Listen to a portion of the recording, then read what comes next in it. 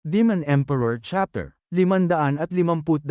Ang nakaraan. Iniisip ni Chufa na si Huyu ang nagpakalat ng balita na dumating na siya sa sekto para mapunta sa kanya lahat ng atensyon ng taong bayan.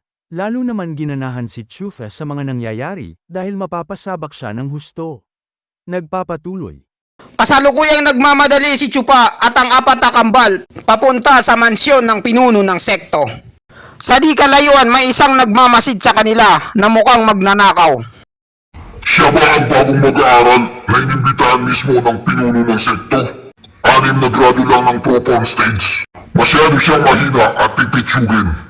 Alam mo ba na ang batang yan ay medyo may pagkatanga?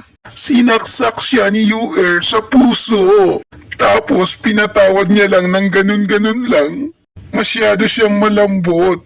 At tungkol naman sa pananalita niya, parang galing siya sa mayamang pamilya. At mataas ang estado nila sa buhay. Kaya malakas ang kapit niya sa sekto. Hihihihi. Isa siyang anak na pasaway. Hindi siya sumusunod sa mga magulang niya. Musmus pa lang siya at walang muwang. Masyado siyang inosente para maging demonyong cultivator. Kung ganun ang ibig mong sabihin kaya siya nakapasok sa sekto, ay dahil sa malakas ang kapit niya sa pinuno ng sekto. Pero masyadong nakakahiya ang ginawa nila. Siguro may natatago rin siyang talento. Mayroon sigurong dahilan kaya siya nagustuhan ng pinuno ng sekto. Malay mo, anak niya pala sa labas ang batang yan. Oo, siguro nga. Pero kumusta naman ang laban nila ni UR? May palag ba siya? Ikalawang senior na kuya, napakahina niya. Mas mahina pa siya sa langaw. Kayang-kaya natin siyang tirisin na parang kuto. Pero in fairness, maganda ang naging laban nila. Nilumpo niya si Yun-Ir sa kamay. Sinaksak din siya ni Yun-Ir sa puso. Halatang si Yun-Ir ang nanalo sa laban nila. Hintayin mo muna natin ang pinuno ng sekto. Kung anong magiging desisyon niya. Kung gagawin ba siya bilang isang mag-aaral sa loob. At ang pinuno ng sekto ang personal na magpapakilala sa kanya. Kung yun ang mangyayari, isa lang ang ibig sabihin nun. Isa siyang matalinong estudyante na may pambihirang kakayahan. At magiging hadlang siya sa mga plano natin sa buhay.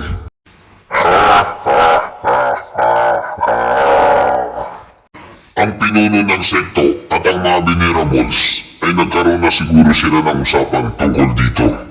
At ayun na nga, dumating na sina Chupa at ang apat na kambal sa mansyon ng pinuno ng sekto.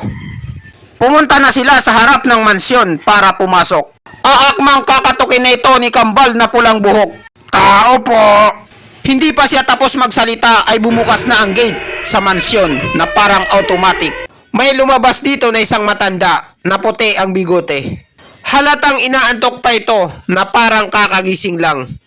Ikaw ba ang bagong mag-aaral na si Chupa? Opo, ako po yun. Matandang puting bigote. Makinig kayo! Inutos sa akin ng pinuno ng sekto na si Chupa ay magiging trabahador ng Demon Semeng sekto. Magiging trabahador siya ng eskwelahan bilang janitor. Alisin niyo na siya rito. Ano? Trabahador? Nahihibang ka na ba puting bigote? Pati si Chupa ay na high blood sa mga narinig niya. Puting bigote, seryoso ka ba sa sinasabi mo? Matandang yaw, sabihin mo na nagjo-joke ka lang. Hindi ito makatarungan.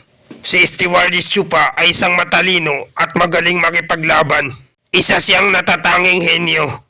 Tapos gagawin nilang siyang trabahador, nasaan ang hustisya doon? Masasayang lang ang kanyang talento kung magiging trabahador lang siya. Hindi ako nagkakamali at hindi ako nagjo-joke. Ito talaga ang katotohanan. Iniutos sa akin ng pinuno ng sekto. Ngayon dalhin niyo na siya kung saan siya magtatrabaho para makapagsimula na siya bukas. Sabay pinagsaraduhan ng pinto si Chupa. Napanganga na lang yung apat na kambal, wala man lang silang nagawa. Bakit kaya ginawa sa akin to ni si Huyu? Anong nagawa kong kasalanan sa kanya? Ano kaya ang binabalak niya? Nagsayang lang siya ng mamahaling siyam na gradong gamot para lang makakuha ng isang trabahador.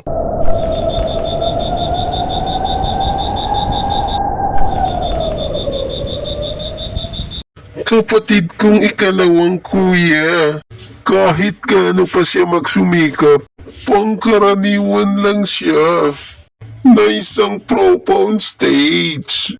Ang pinakamataas lang na pwede siya ay ang mag-aaral sa labas. Pero bakit siya naparusahan bilang janitor?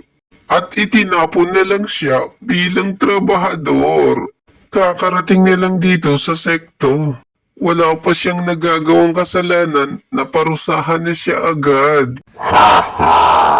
Siguro nga, baka may nagawa na siyang kasalanan at hindi natin alam. May alam ka ba o na marites na ginawa niya? Parang gaya lang ng sinabi mo, junior sister, single mom.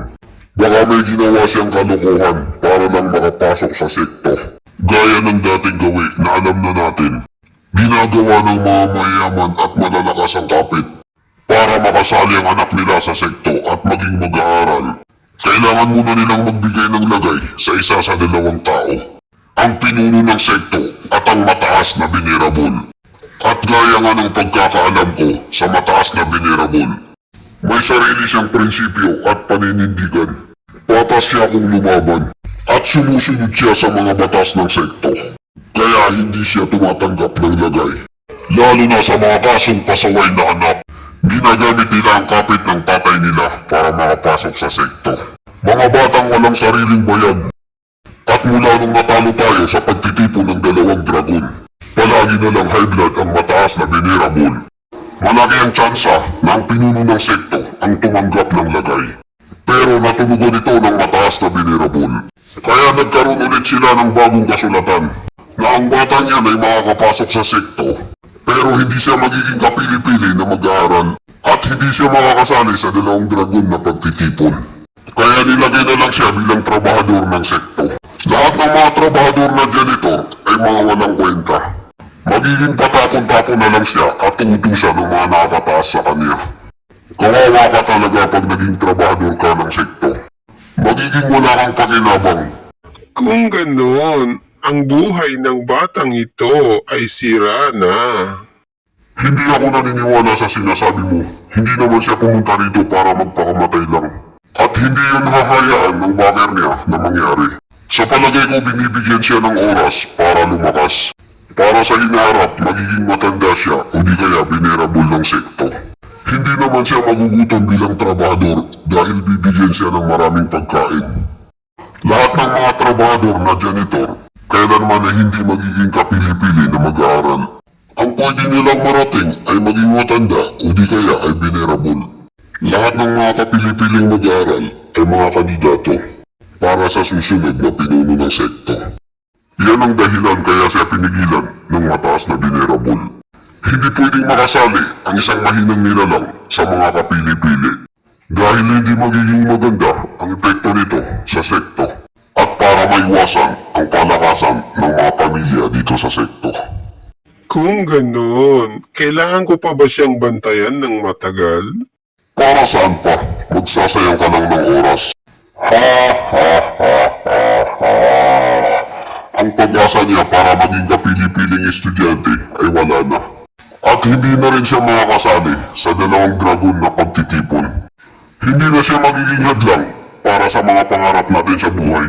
Hayaan na natin siya maghintay bilang trabahador dahil darating din ang kanyang backer para gawin siyang isang matanda. At umalis na nga si single mom at ang kaniyang kasama, papalayo kina Chupa. Loko-lokong apat na kambal. Tapatin niyo nga ako, sabihin niyo sa akin ng totoo. Ano ba talagang ginagawa ng mga trabahador sa sektong ito? Nakatambay na lang si Chupa at ang apat na kambal sa hagdan. Hindi naman siguro mahirap ang trabaho, panghayahay lang siguro. Kahit gaano pa karami ang nagawa naming kasalanan, ang ibinigay lang sa amin na kaparusahan ay pinadala kami sa kumikidlat na bundok. Ayaw sana naming pumunta doon kaso wala kaming pagpipilian. Ang lugar ng mga trabahador ay ang kulungan ng sekto. Doon nakakulong ang mga kriminal Kapag nakapasok ka na rito, hindi ka na makakalabas. Lahat ng mga mag-aaral na nabigo sa entrance exam ay doon napupunta. Wala silang mapagkukunan ng pangkabuhayan at masasayang lang ang kanilang buhay hanggang sa tumanda sila at mamatay. Kaya nga may ibang tawag kami sa lugar na yon. Iyon ang tinatawag na sementeryo ng mga mag-aaral. At dito nagtatapos ang chapter 552. Maraming salamat po sa panunood nyo. Mag-subscribe para laging updated sa buhay ni Chupa.